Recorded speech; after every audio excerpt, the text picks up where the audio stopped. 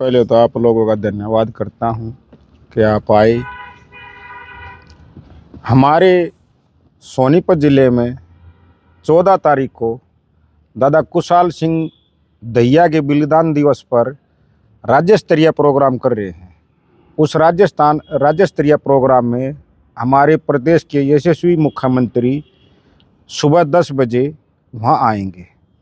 तो मेरी सबसे निवेदन है कि हमारे पूरे ज़िले में से बढ़ चढ़कर भाग लेंगे और उस बलिदान दिवस को भव्य बलिदान दिवस मनाएंगे। जैसे दादा कुशाल सिंह दहिया ने अपना शीश दे के और हमारे समाज में जो बलिदान की संज्ञा दी थी कि भाई ऐसे हम अपने गुरुजियों का शीश नहीं जाने देंगे, और जो उस शीश को बचाया था दादा कुशाल सिंह दहिया ने, उसके उपलक्ष्य में हम दादा कुशाल सिंह दहिया का बलिदान दिवस बड़ खालसा गांव में 14 नवंबर को सुबह 10 बजे मना रहे हैं। लोग पहुंचेंगे कार्यक्रम में हमारे यहाँ से हर गांव से जिला पार्षद, ब्लॉक समिति मेंबर, हमारी पार्टी के सभी पदाधिकारी, और हर गांव में जैसे दादा कुशाल सिंह दहिया के हमें गांव-गांव जाकर, चौपाल जाकर उनको याद दिलाया कि जी हमारे दादा कुशाल सिंह ने बहुत से जो युवा पीढ़ी थी उनको तो इस बारे में पता भी नहीं था। हालांकि जाने के बाद उन्होंने यूट्यूब पे, गूगल पे सर्च मार के देखा तो भी उनको पता लगा। और वही मैं अपने माननीय यशस्वी मुख्यमंत्री का बहुत बहुत धन्यवाद और आभार व्यक्त करता हूं। जैसे हमारे मुख्यमंत्री ने एक भी महापुरुष की ऐसा नहीं बचा जिनकी जयंती नहीं मनाई गई हो। उसका सबसे बड़ा उद्देश्य तो ये है कि जो हमारे महापुरुषों ने अपने समाज में इतने अच्छे अच्छे काम किए थे, चाहे भगवान परशुराम की जयंती हो, चाहे बाबा भीमराव अंबेडकर की जयंती हो, चाहे धन्ना भगत की जयंती हो, उन्होंने जो अपने जीवन में अच्छे कार्य किए थे, उस अच्छे कार्य के ही हमारी जो आने वाली युवा पीढ़ी है उनको वो संस्कार ले, उनके बताए हुए पद चिन्हों पे चले।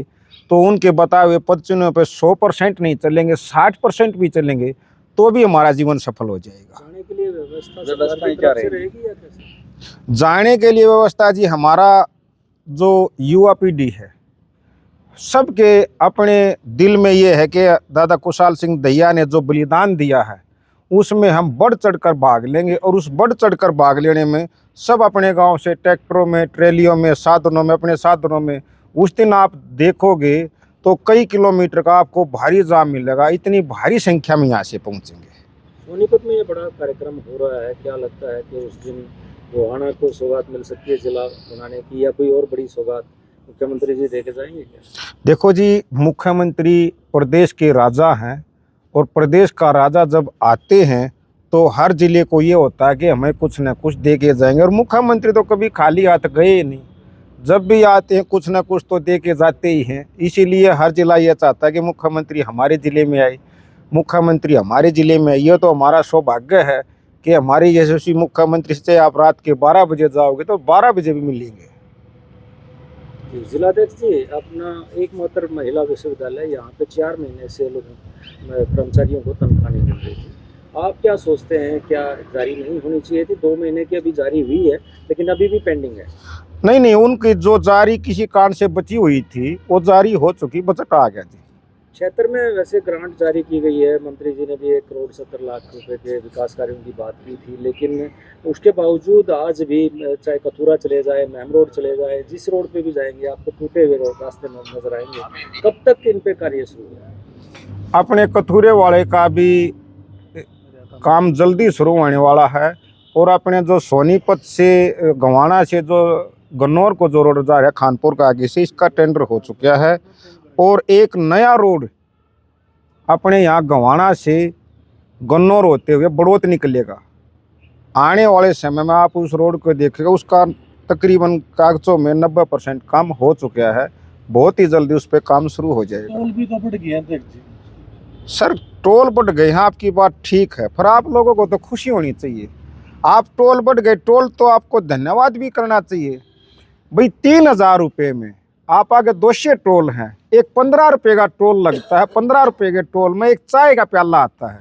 हम इतने अच्छे रोड से जा रहे हैं, अब तो कोई टोल पे झगड़ा है ही नहीं, अब तो लोग खुश हैं भाई। एक 15 रुपये में एक चाय पीते हैं। आप सपोज करो हम 3 किलोमीटर भी टूटे हुए रोड से चले तो हमारी गाड़ी एक्सल टूट जाएगा, हमारी गाड़ी का और कोई नुकसान हो जाएगा। अब तो रोड ऐसे हैं कि आप चाय भी का प्याला भी रखोगे गाड़ी पे, वो भी नहीं छिलकेगा।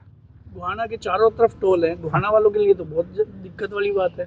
इधर पानीपत, इधर करनाल, पानीपत के बाद इधर सोनीपत, इधर रोहतक, इधर जींद, इधर महम।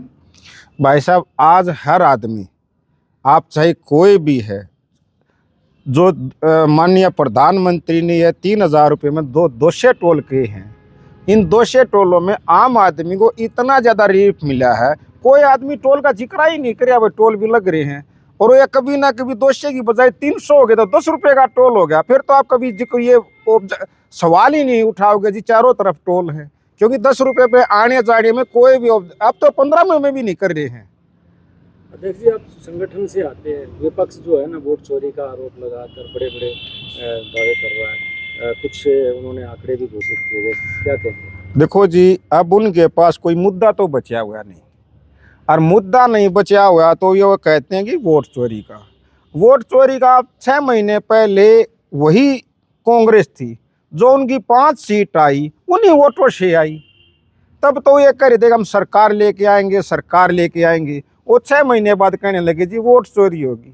और हमारे मुख्यमंत्री कह तो रहे थे जी, कुछ दिन बाद ये भी कह देंगे जी कांग्रेस चोरी हो गई। 4 नवंबर का जो भव्य प्रोग्राम माननीय मुख्यमंत्री जी जिससे कि मैं मुख्य अतिथि हैं, उस प्रोग्राम के निमित्त आज ये प्रेस वार्ता बुलाई है।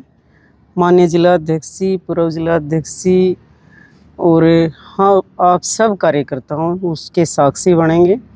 और जिस क्षेत्र में ऐसे ऐसे बलिदानी हुए हैं, उन बलिदानियों को याद करके उस युवा पीढ़ी को जागरूक करने का जो काम है वही इन प्रोग्रामों के माध्यम से होता है। उसी के निमित्त आज ये प्रेस वार्ता की गई है। कल ही माननीय प्रदेश अध्यक्ष जी ने सभी जिलों की बैठकें ली थी और उस बैठक में जो है कितनी संख्या कैसे निकलेगी उसके माध्यम से जिलाध्यक्ष जी और हम सब उस बैठक में थे। तो इसके लिए लोगों के अंदर खुद ही जोश है, निकालने की ज़रूरत नहीं, खुद ही लोग जागरूक हैं कि कैसे बलिदानियों को श्रद्धांजलि देने के लिए वो इस तरह के प्रोग्राम में पहुंचेंगे। भाजपा सरकार का 1 साल पूरा हुआ है, तो आप उसका जश्न भी आप लोग मना रहे होंगे कहीं ना कहीं, तो क्या उपलब्धियां मानते हैं?